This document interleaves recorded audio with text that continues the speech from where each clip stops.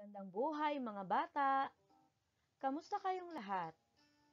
Handa na ba kayong makinig at matuto? Ang pag-aaralan natin ngayon ay tungkol sa kahulugan ng mga salitang pamilyar at di pamilyar na mga salita.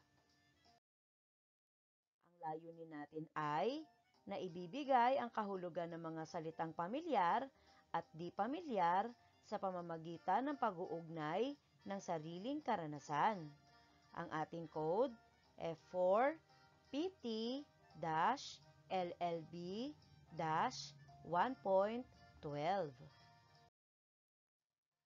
Upang lubos na maunawaan ang mga salita, kailangang kilalanin muna natin ito sa pamamagitan ng pagtukoy sa salitang pamilyar o di pamilyar. Ano nga ba ang salitang pamilyar? Ang pamilyar na salita ay mga salitang madaling maunawaan.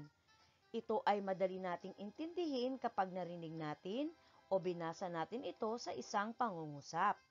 Halimbawa ng mga pamilyar na salita: matalino, natakot, nagmamadali, matangkad, makinis. Una, matalino.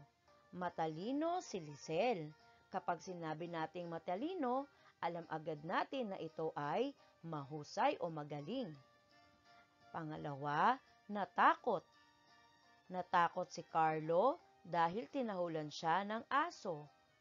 Ang pamilyar na salitang natakot ay nagpapahayag ng isang damdamin. Pangatlo, nagmamadali. Nagmamadaling pumunta sa simbahan si Juan. Ibig sabihin, binilisan niya na ang pag-alis dahil siya ay nagkukumahog ng pumunta sa simbahan. Ang pamilyar na salita natin ay nagmamadali. Pang-apat, matangkad. Matangkad ang aking kaibigan na si Julie. Kapag sinabi nating matangkad na salita, ito ay mataas. Kaya siya ay pamilyar na salita.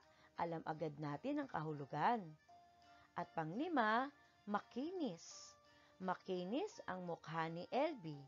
At kapag ito ay makinis, ito ay maaari nating mahipo o madama, maaari ding makita. Makinis ang mukha ni Elby. Pamilyar na salita. Samantalang, ang di pamilyar o di kilalang salita ay matalinghaga o mahirap maunawaan dahil ang mga kahulugan nito ay malalim at bihira itong marinig ng mga batang katulad ninyo. Kailangang pag-isipan ito at palawakin upang maging maayos ang pakikipagtalastasan. Halimbawa ng di pamilyar na salita: una, salimpapaw. Sumakay kami sa salimpapaw papunta sa bansang Japan. Alam nyo ba ang salimpapaw? Ang salimpapaw, mga bata, ay eroplano. Hindi ito madalas na ginagamit bilang salimpapaw. Mas madalas nating banggitin na sumasakay kayo sa eroplano. Pangalawa, salumpuwit. Matibay ang salumpuwit na ginawa ng aking ama. Ang kahulugan ng salumpuwit ay upuan. Upuan o silya. Alam nyo ba yon, mga bata? Okay, ang iba ay alam at ang iba naman ay hindi. Dahil hindi madalas gamitin ang salumpuwit, mas madalas nating ginagamit ang upuan. Pangatlo, tsubibo. Nais kong sumakay sa tsubibo ngayong pista. Alam nyo ba ang tsubibo? Okay, ang iba ay alam, ang iba ay hindi. Ang tsubibo po ay Ferris wheel. Pwede rin itong merry-go-round o di kaya ay yung tinatawag nating carousel. Ang tsubibo ay isang sasakyan na sinasakyan at umiikot ng paikot. Tsubibo. At pang-apat, katoto. Si Vanessa ay matalikong katoto. Alam nyo ba ang kahulugan ng salitang katoto? Okay, batay sa ginamit kong pangungusap, ang katoto ay nangangahulugang kaibigan. Si Vanessa ay matalik kong kaibigan. Mas mauunawaan natin, mga anak, ang kahulugan ng di pamilyar na mga salita kapag ito ay ginamit sa pangungusap. Naunawaan na ba ang di pamilyar na salita? Okay, mahusay mga bata. Ito ay matalinghaga at mahirap maunawaan. Ngayon naman mga bata, may babasahin akong maikling kwento. Handa na ba kayo makinig? Kung kayo'y handa na, umupo ng maayos, tingnan maigi, maaari rin ninyong sabayan ang aking pagbasa. Ang pamagat nito ay Bagyong Rolly, Isang Disaster. Ito ay sinulat ni Maria Lucille Biberan. Nobyembre 1, 2020, isang trahedya ang naganap sa buong Kabikulan. Isang kagimbal-gimbal na pangyayari na kumitil ng maraming buhay, kabuhayan at kabahayan. Bagyong Rolly na ang sinabing isang disaster at ito na ang pinakamalakas na bagyong dumating sa taon na ito. Mga bahay ay nagiba, diking gumuho at tulay na bumagsak, ilan lamang sa mga nasira ng Bagyong Rolly. Nawalan din ng ilaw, tubig at signal na mga cell site. Nakakalungkot pero naging matatag ang mga Bicolano. Hinarap ang pangyayari, nagtulungan upang makabangon muli sa tulong ng ating gobyerno at mga taong may malasakit sa kapwa Pilipino. Naunawaan ba ninyo mga bata ang aking binasa? Mahusay. Pakisagot po ang ilang mga katanungan. Ano ang pamagat ng kwentong aking binasa? Tama, Bagyong Rolly, Isang Disaster. Sino naman ang sumulat ng kwento? Tama, si Maria Lucille Biberan. Kailan naganap ang trahedya? Tama, ito ay naganap noong Nobyembre 1, 2020. Sa anong probinsya naganap ang Bagyong Rolly? Okay, sa probinsya ng Bicol o sa Kabikulan? Maaari nyo bang basahin mga bata ang mga salitang may salungguhit?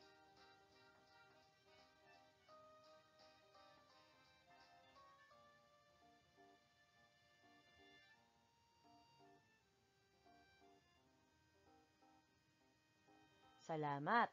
Ang mga salitang may salungguhit ay trahedya, kagimbal-gimbal, kumitil, bagyong, gumuho, matatag, at malasakit.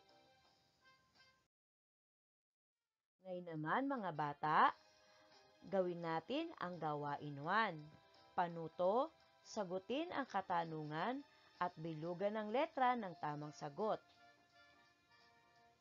Handa na ba kayong makinig? Okay, para sa unang katanungan, tungkol saan ang kwento? A. Bagyong Rolly, Isang Disaster. B. Bagyong Rolly, Pinakamalakas na Bagyo.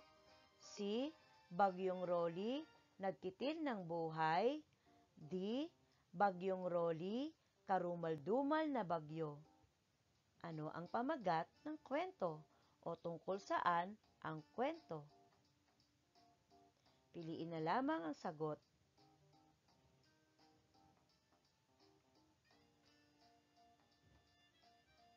Para sa pangalawang bilang, saang lugar ang sentro ng Bagyong Rolly? A. Metro Manila. B. Bicol Region. C. Aurora, Quezon. D. Cagayan Province.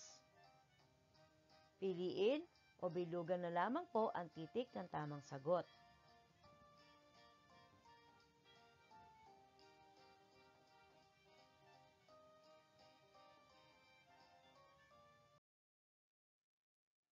Ikatlong tanong, kailan naganap ang Bagyong Rolly? A.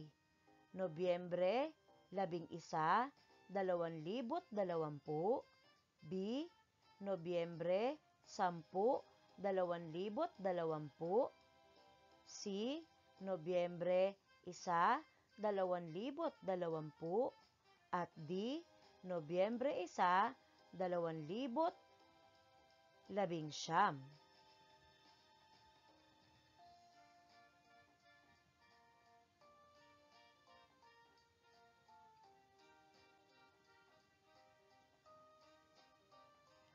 Para naman sa bilang 4 hanggang 10, ang panuto ay kilalanin kung ang mga may salungguhit na salita sa kwento ay pamilyar o di pamilyar na salita. Isulat ang sagot sa sagutang papel. Pang-4, trahedya. Ito ba ay pamilyar o di pamilyar?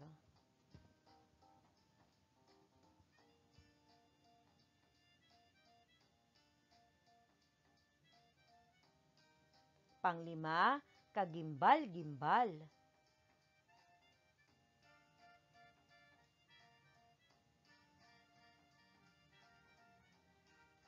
Pang-6, kumitil.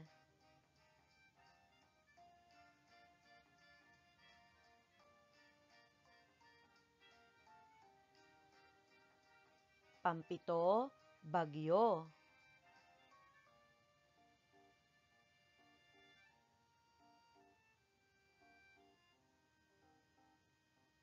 Pang-8, gumuho.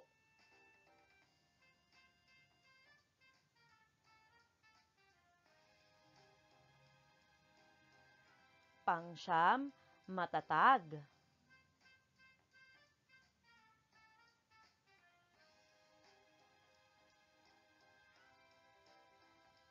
At pang-10, malasakit.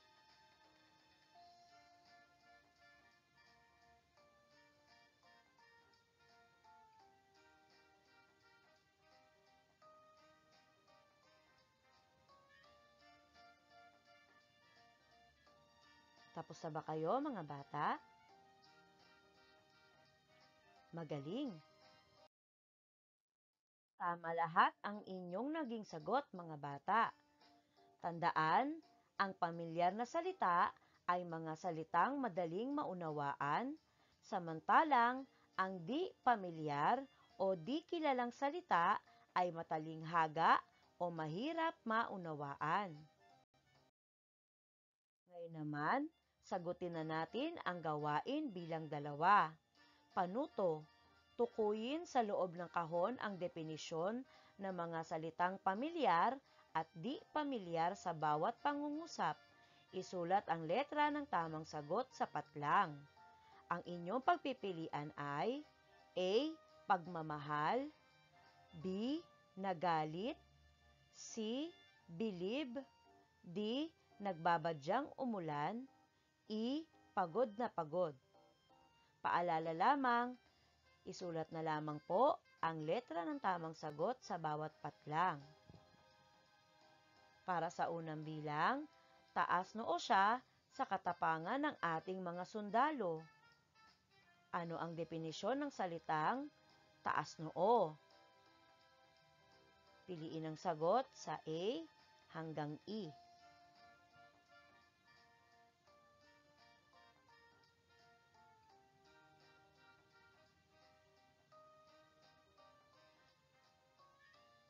Pangalawa, lawit na ang dila nila sa paghahakot ng maraming lumang aklat na ipinamimigay.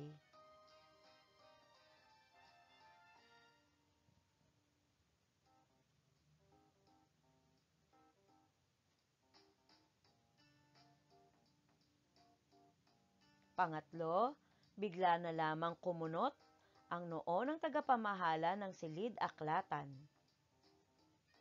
Kumunot.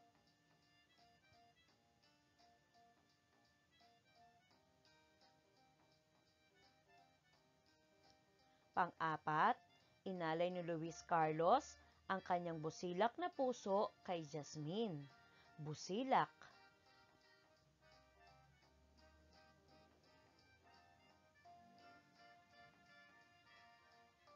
At panglima, makulimlim.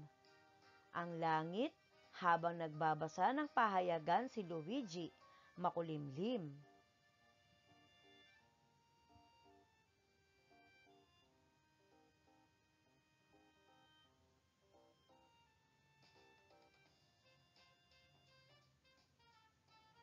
Tapos na ba kayo magsagot, mga bata? Magaling! Binabati ko kayong lahat sa inyong mga naging sagot. Ngayong alam nyo na ang pamilyar at di pamilyar na salita. Salamat sa inyong pakikinig, mga bata. Hanggang sa muli, ako ang inyong guro, si Binibining Ada Rizalina B. Abulencia. Paalam!